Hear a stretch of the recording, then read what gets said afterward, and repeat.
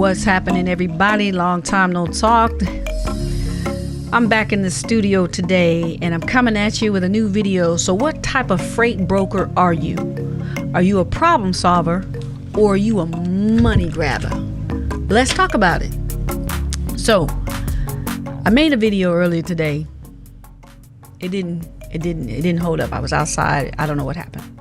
But I wanted to come on here because I want to talk about something I've been seeing a lot of online, and it is the debate. As freight brokers, are we solving problems for our customers? Are we just out there grabbing money from our customers? Now, there's nothing wrong with grabbing money. There's nothing wrong with getting a paycheck. But it's important that we're building good relationships so that our customers see us as problem solvers, not as just somebody coming in and getting the bucket. Now, if you're a new freight broker out there, I get it. You're coming onto the scene. You're wanting to make that money. You see that it's a good money making opportunity. And you're in a situation where you just want to get that first shipment. You want to book that first shipment, get it done, make that commission, just to prove to yourself, I can do this. And I know you can. Now, let me give you a little bit about my background. As you guys know, I've been a truck driver. I've been in the transportation and logistics industry for the past 30 years. So I have worked everything from freight forwarder. I've worked with customs brokers.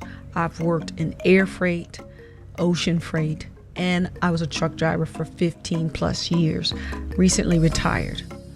So I'm now in the freight brokerage side where I'm helping my fellow truck drivers make money, but also helping shippers make money. Because as brokers, we are that middleman. We are helping shippers move freight and find the best carriers and getting the best rate for our carriers so that they can stay on the road, keep their trucks running, keep fuel in them, all that good stuff. Now, thankfully, gas prices are going down. So that's helping out. But I'm sure as a freight broker, you're wondering, how can I position myself to differentiate myself from the competition? And that's a valid question. So I'm in a current situation right now where I'm working with a customer. And their situation is they're growing. And their transportation services that they're currently buying are for partials. Partial carriers are your UPSs, your DHLs, and your FedExes, and there's a few other ones, but those are your three main partial carriers. So with that, partials are great for your coffee cups like this. If you're, doing, little lotions and things like that, maybe even a monitor or two. But when you get into orders, like my customer he is now, you get into orders where your customers are ordering 500 of a commodity, yet you have to break down that commodity into quantities of 25. So for example, we're going to take this. So let's say I'm selling this hand lotion and I usually sell it in 25s. So it's about a case. Okay, no problem. But I get a customer that orders 500 of these. So that is about a pallet's worth of freight. Now, it's not a full trailer load, so it's going to go less than trailer load, LTL. So as a freight broker, you're tasked with going out there and finding a LTL carrier or a way to get that freight into an LTL carrier system so that your customer can save and not be worried about trying to adjust cost every time somebody goes over their minimum order quantity to stay in a partial. Excuse me. And I, saw my customer was struggling the other day and I wanted to solve their problem. So I wrote a few things down and made some notes and started doing research. Now that's the tough part for some brokers. Some of you don't want to, I get it. You don't want to get down and dirty. You want to just make your money. But as a broker, you are going to have to do some research to position yourself as a problem solver. Now, if you want to be a money grabber, don't do the research. Just do what you do. But if you want to be a problem solver, you're going to need to do some research. So you want to make some phone calls. If you have to, you might have to learn a little bit about how the LTL, less than trailer load, process works and how to create that pipeline for your customer.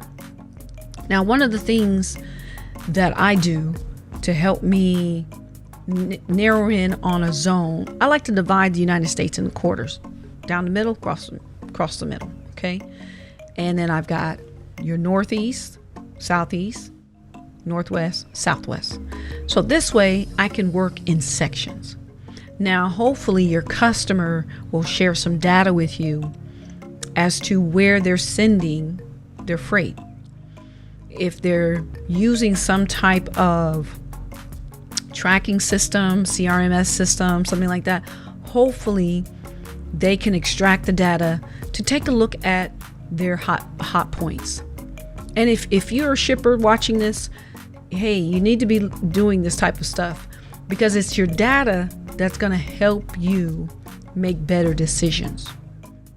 So look into systems that will allow you to not only manage your customer base, shippers, but also identify where you're sending your freight. So you might be shipping all over the United States, but yet your hot zone is in the southeast, or your hot zone might be in the northwest. And if that's the case, then you want your broker helping you build a pipeline to that hot zone, and then you're going to have little spikes off and little shoots off to these other spots.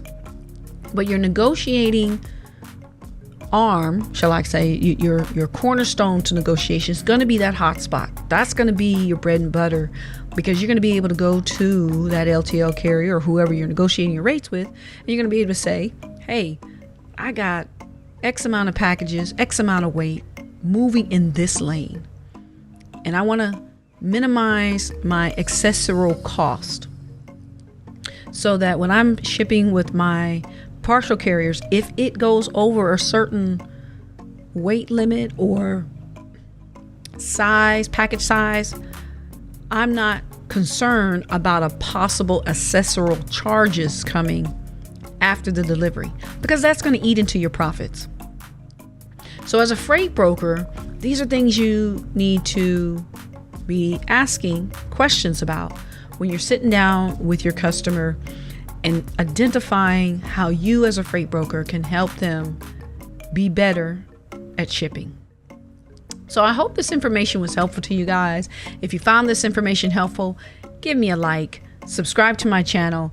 These are the new videos that I'm going to be coming out with as a freight broker. Check out freightbemoving.com. The website is up, but it is still under construction. You can also find me on LinkedIn and Facebook and Twitter. I hope this was helpful to you. And the next time you go and meet your customer, be a problem solver, freight broker, not a money grabber. The money will come. It's coming. Look at them. Look at them bills.